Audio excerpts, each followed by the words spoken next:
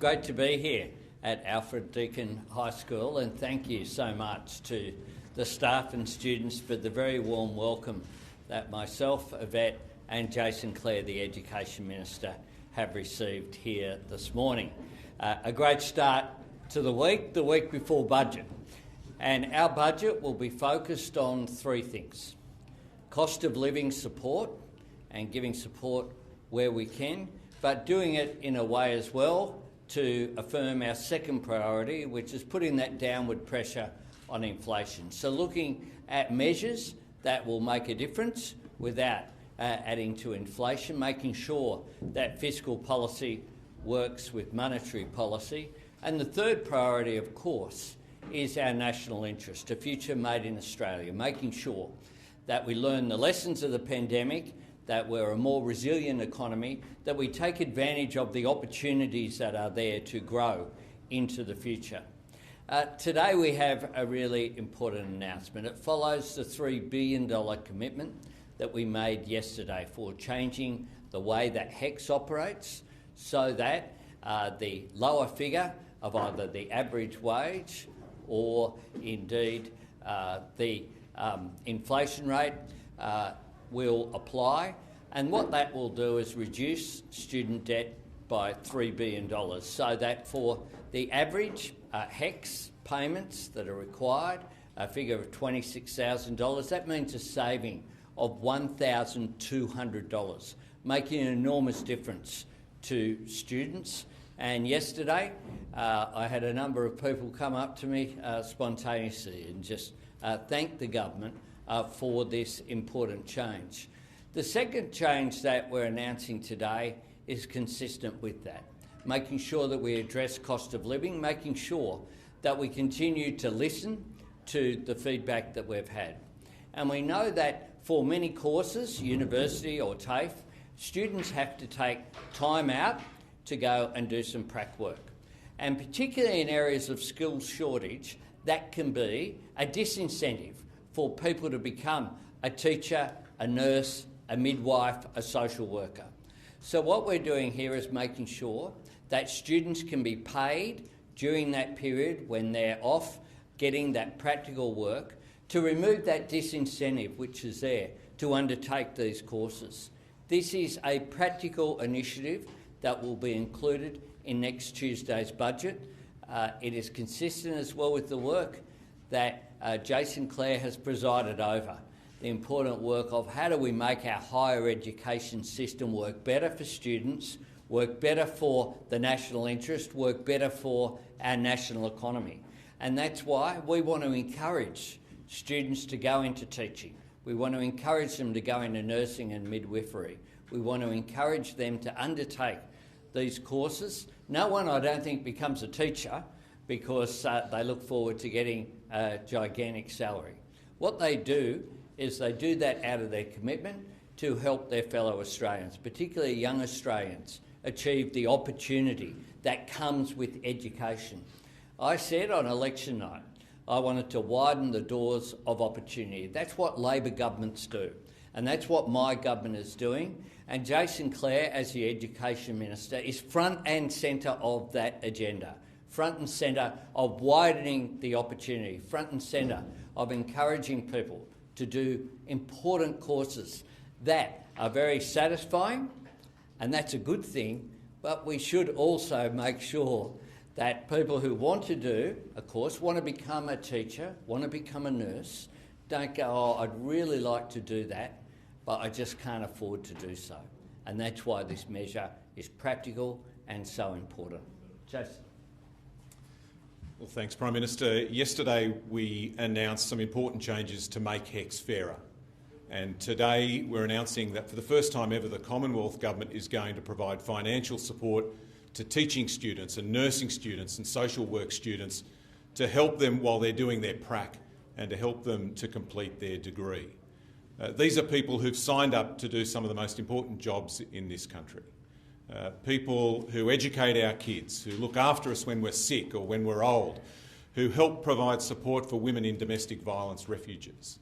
And time after time, when I've spoken to students who are teaching students and nursing students and social work students as well, They've told me that often they've got to give up their part-time job in order to do their prac.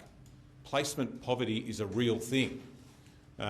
So many students have told me that it's forced them to either drop out of their course or delay completing their degree. And this is practical help to help people to do the practical part of their degree.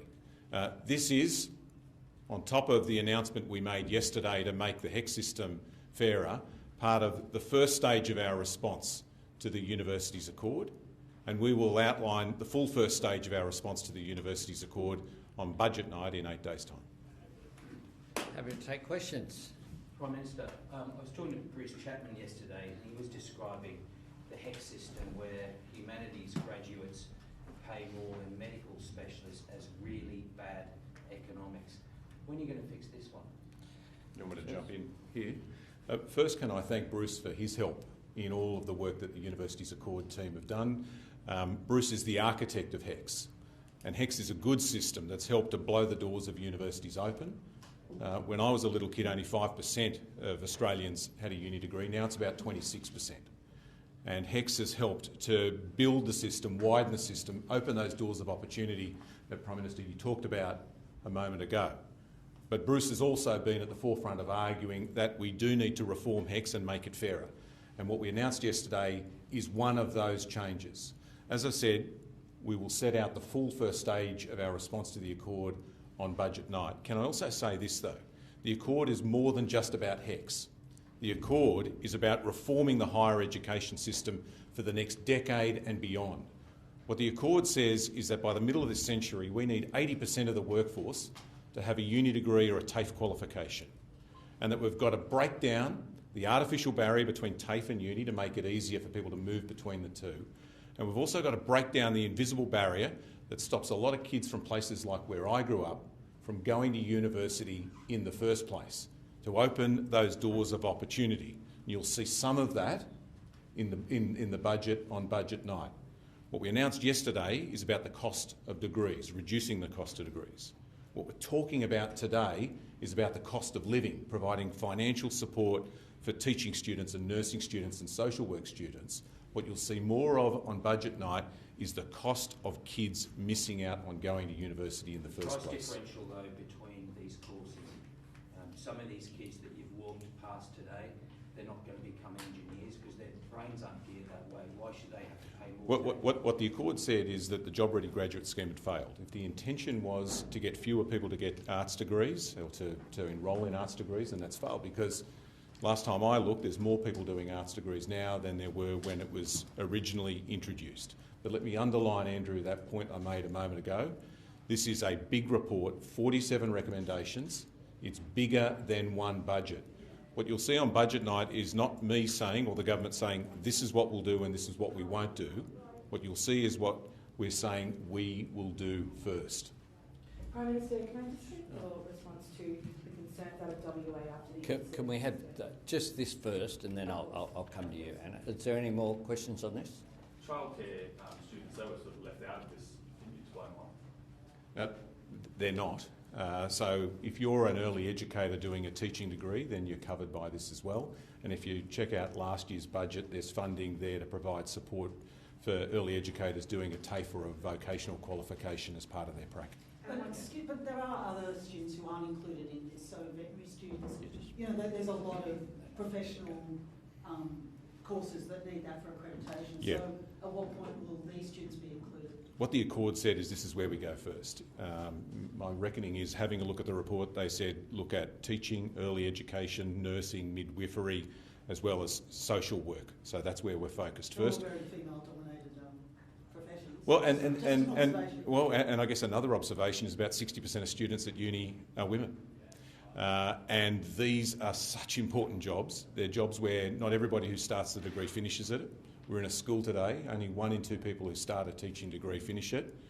You know, part of the reason for that is the course. I'm reforming the course. Part of the reason is the challenges of paying the bills while you're doing the prac. Can I make this point on the gender issues as well? We make no apologies for focusing on gender equity.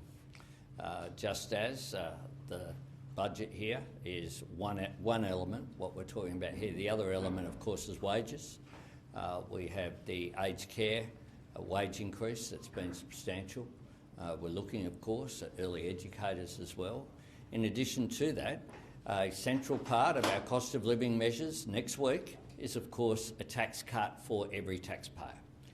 And whilst 84% of taxpayers will be better off as a result of our changes that we made compared with the Morrison government's tax cuts, that figure is far higher for women.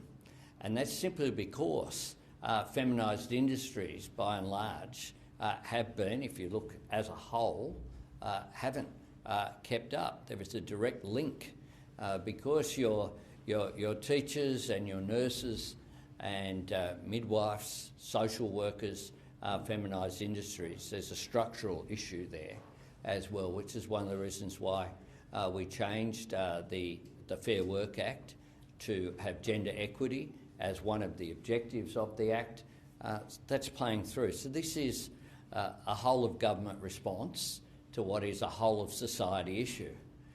We should make sure that gender equity is a priority of everything that we do. Now, Minister Clare, sure. Sure. Just to clarify, you just mentioned the University of Clare itself said the Jobs Ready graduates package was not working and had failed. Does that mean your government is committed to unwinding that package, whether it be in this budget or not? Well, what I said is there is about 47 recommendations. That's one of them. We'll announce the first stage of our response to that report in the budget. But this is bigger than one budget. This is a plan for the next decade and beyond. What we'll set out in the budget are our top priorities about what we need to get started on right now. So we're not ruling things in or out. What we're saying is these are the things we need to get started on now. Thanks. Anna? Thank you. The police have stopped short of calling what unfolded yesterday terrorism at this point in time.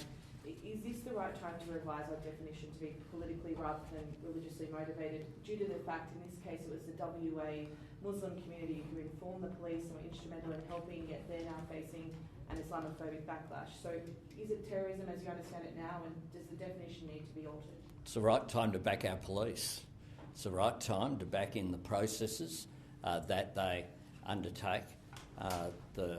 My first thoughts are with the victim, of course, of this incident, but also to applaud the very swift action of WA Police in acting here, to also acknowledge the very important work that the Muslim community did to alert police to the messages that had been sent out by this young man. We allow, our police will go through their processes, and that is important, that be backed up. My job is to back up our security agencies and our police in the important work that they do. Prime Minister, the UN General Assembly will vote on the 10th of May on whether to support upgrading Palestine's status to full member status at the UN. Is your government prepared to support this move, and why or why not? Well, you're preempting a bit there, mate. You're talking about something on the 10th of... It's sooner than the budget, though. Oh, well, we'll address issues when we address them, and we'll announce them when we've made decisions, when we've seen the texts of any resolutions. If you've got it, I'd be happy to see it. But in principle, it has not been. It has not been. It has not been. This is not an issue in which you talk in vague terms. But it's binary. They're either a member or they're not. Do you support it in principle? You've attempted to ask your question, and I've answered it appropriately. The government considers things when they're put forward in a considered way, and then we have a response. Prime Minister, in light of the protests occurring at universities across Australia and across the world, what is your response to concerns from the Jewish community that from the river to the sea is an offensive slogan? Well, it is a slogan that calls for opposition to a two-state solution. My position is very clear, and the government's position is clear, and it's been a bipartisan position for a long period of time. Middle East is a complex issue, which is why you don't make comments about things whether you're supporting motions that you haven't seen that haven't actually been distributed yet. These are complex and require important, considered response. The government's position is very clear, which is the long-term solution in the Middle East requires a two-state solution, the right of Israel to continue to exist within secure borders, but the right of Palestinians to have justice as well, to have self-determination and also to be able to live in security, peace and prosperity. The government's position is that. It's that consistently, and we'll continue to put that forward as well. And I think that the slogan that you refer to dismisses that, which is not in the interests of Israelis, but is also not in the interests of Palestinians. What was sorting wins on the weekend? You spoke to the rabbis on Friday. Yeah. They've been criticised, though, that not taking strongly enough stance on anti-Semitism, not calling out religiously motivated violence, and this is... That's not what happened at all. No, I'm just saying that's what people are saying. That's not what happened. But I'm not saying that's what the rabbi said or anything either, but I'm just saying well, there's a criticism. But anyway, my point from the opposition. Okay. Not from anyone who was there. I understand that. This is your chance to respond. What do you say, though, about Australia's social cohesion at the moment? Is it under threat? Is it being frayed at the moment? Social cohesion is being frayed at the moment. I'm very concerned at what we've seen. That's something that I've said at every opportunity. There has been a rise in anti-Semitism. There has been a rise in Islamophobia. We need to make sure that people in positions of authority use that authority to not promote division but to promote social cohesion. Now, from time to time, what that will mean is that people will say that you aren't being clear enough. These are sophisticated issues. These are complex issues that go back for a long period of time, for generations. They require people in Australia to always have in mind a couple of things. One is that our multicultural society is one of our great strengths. It is something that is very significant for us. But things that are important need to be nurtured. They need to be valued, they need to be cared for. They can't be taken for granted. And that is what my government has been determined to do. We'll continue to do so. We'll continue to work with communities. I have visited synagogues and mosques and churches. I have also engaged with community leaders and faith leaders across the board. One of the tragedies of this current disputes that's occurring is that I've had a range of interfaith meetings where people around the table have such a common interest, where there's constructive dialogue that give me enormous heart that occurred in the lead up to the referendum last year, with faith leaders all being on one position across the board. It occurred recently. I held a round table as well about religious discrimination. It is really important also that people don't seek to bring conflict, which is there here in Australia. I think overwhelmingly Australians don't want that. Is there a threshold then by which you would want to see... Sorry, hang on. Okay. Yep. I'll To give everyone a go. it might be related. Just back Sure. to the incident in WA. How concerned are you about the radicalisation of teenagers online, and is there more that the Commonwealth government can do specifically to boost support to particular particular programs, work with the states, work with state police? You know, one of the themes of a range of issues lately involves these things. Social media, where people can be pushed through the use of algorithms of what occurs towards more extreme positions is of course a concern.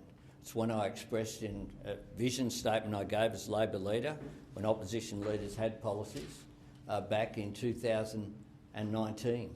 The second one that I gave focused on that. It's a dynamic that isn't just an issue for government. It's an issue for our entire society, whether it be violent extremism, misogyny and violence against women. It is an issue that, of course, I'm concerned about.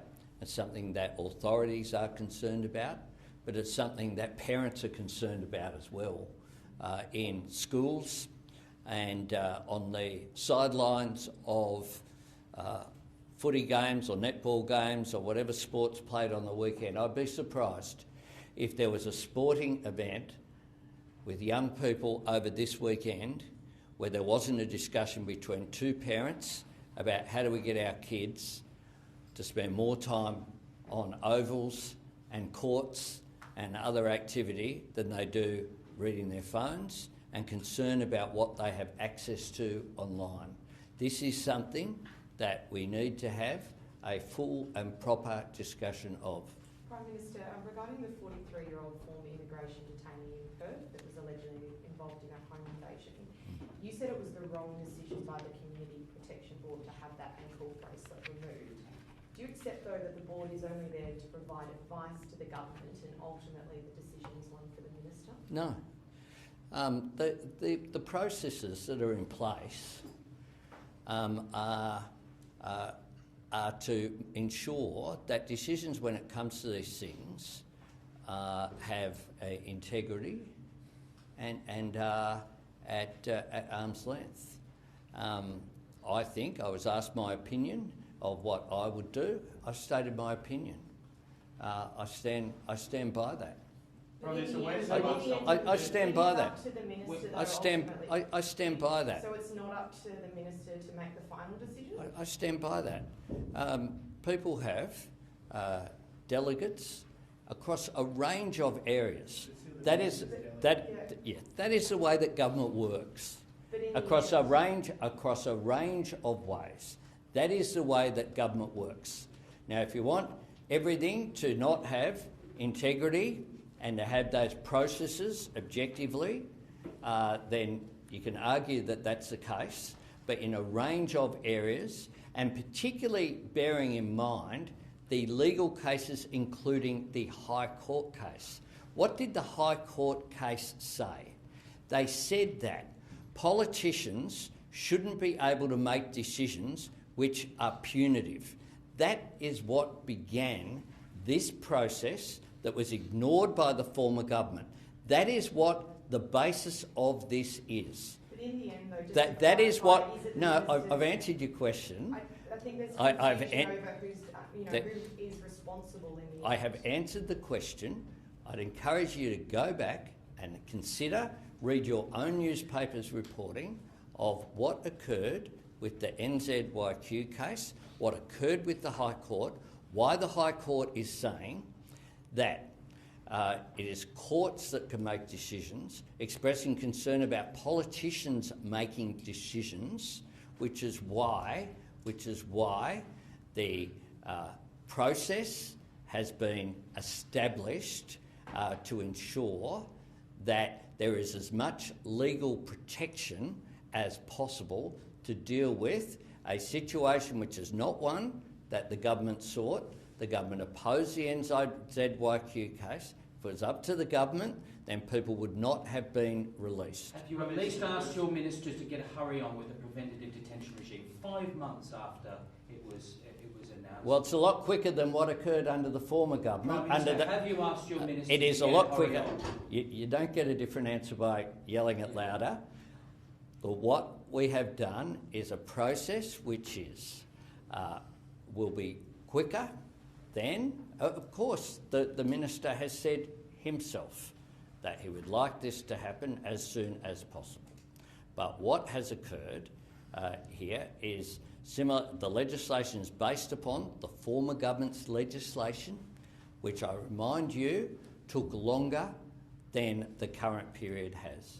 There's quite a big difference between how quickly New South Wales Police declared the stabbing in Wakely a terror attack to what's happening in WA. Do you know what the delay is? Will it be declared a terror? It doesn't make much of a difference anyway. Yeah. Look, it's not up to me here in Canberra to explain a question that is before the WA Police. WA Police are going through their processes. They're going through it in a considered way. Thanks very much. We received a briefing Thanks from very much. ASIO AFP on Thank the you. WA